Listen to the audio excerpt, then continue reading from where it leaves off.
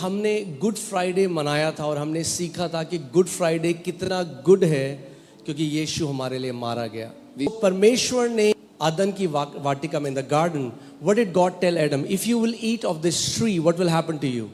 What did God tell Adam in the Garden of Eden? अगर तू इस पेड़ से खाएगा तो क्या होगा तेरा? You will die.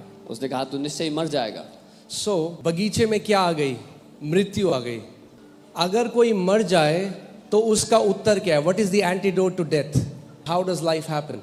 It's a resurrection. जीवन कैसे होता है? पुनरुत्थान से। Okay? So the antidote to death is resurrection life. मृत्यु का जो समाधान है वो पुनरुत्थान का जीवन है। So Jesus came for, do you know that Jesus didn't just come to die? यीशु सिर्फ मरने के लिए नहीं आए थे। Or let me say it this way, Jesus didn't come to die. मैं ये कहूँगा यीशु मरने नहीं आए थे। He had to die. उनको मरना पड़ा Because to resurrect you have to die. क्योंकि पुनरुत्थानित होने के लिए मरना जरूरी है।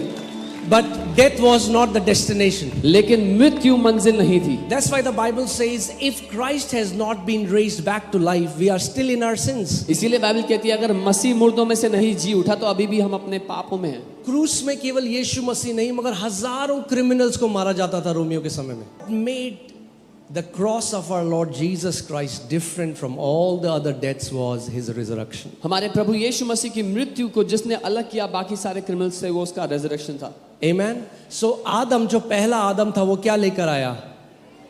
Death.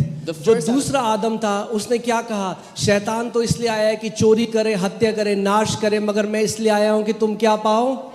जीवन। I have come so that you might have life. Why did Jesus come? So that you might have life, but not bios, that means this biological life, but Zoe, that means God kind of life. यीशु आए कि आप जीवन पाएं लेकिन शारीरिक जीवन नहीं, लेकिन परमेश्वर का जीवन, जोई जीवन।